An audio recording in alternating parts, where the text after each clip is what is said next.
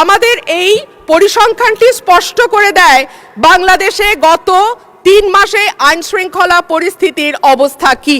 এই সরকারের সফলতার 50% দায় অর্থ এবং স্বরাষ্ট্রমন্ত্রীর উপর নির্ভর করে। ব্রাহ্মণবাড়িয়া 2 আসন থেকে নির্বাচিত মাননীয় সদস্য রুমিন ফারহানা।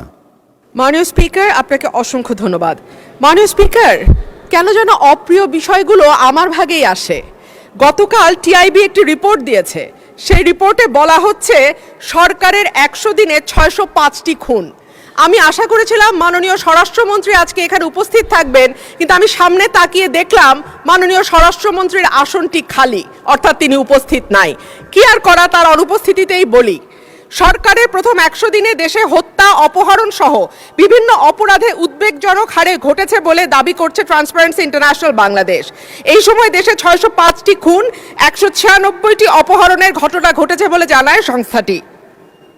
প্রতিবেদনে দেয়া পরিসংখ্যানে দেখা যায় মার্চ ও এপ্রিল মাসে মোট 605টি খুন, 294টি ছিনতাই, 90টি ডাকাতি, 196টি অপহরণের ঘটনা ঘটেছে।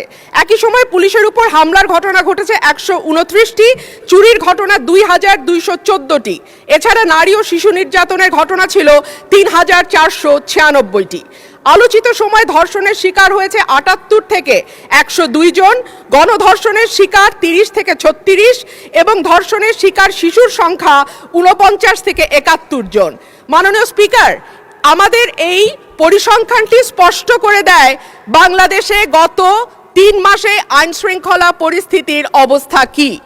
আমি বলেছিলাম যে এই সরকারের অর্থনীতি এবং আইন শৃঙ্খলা, এই দুটো বিষয়ে যারা মন্ত্রণালয়ের দায়িত্বে আছেন তাদের উপরে নির্ভর করবে 50% এবং বাকি 50% অন্যান্য মন্ত্রণালয়ের উপরে, যে এই সরকারটি কতটুকু সফল বা ব্যর্থ হবে। আজকে মাননীয় স্বরাষ্ট্রমন্ত্রী সংসদে উপস্থিত থাকলে আমার পক্ষে সহজ হতো আরো স্পষ্ট করে বলা যে এই সরকারের সফলতার 50% দায় অর্থ এবং স্বরাষ্ট্রমন্ত্রীর উপর নির্ভর করে।